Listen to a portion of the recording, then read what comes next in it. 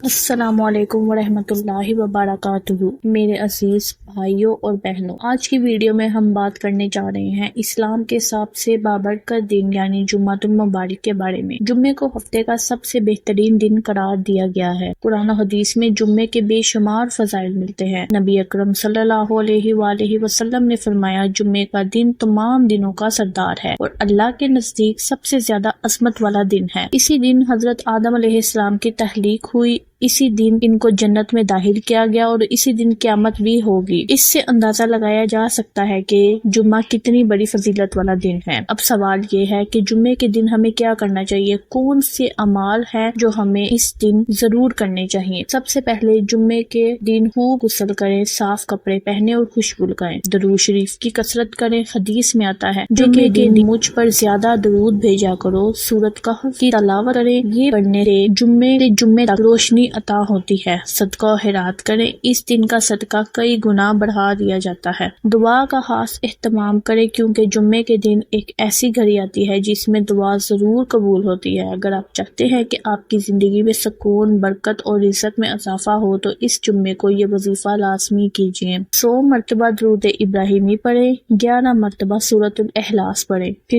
ہاتھ اٹھا کر یہ دعا کریں، یا اللہ اس جمعے کے صدقے ہماری دعاؤں کو قبول فرما، ہمارے گناہوں کو معاف فرما، رزق میں برکت عطا فرما اور ہماری زندگی کو دین و دنیا کی کامیابیوں سے بھر دے، آمین۔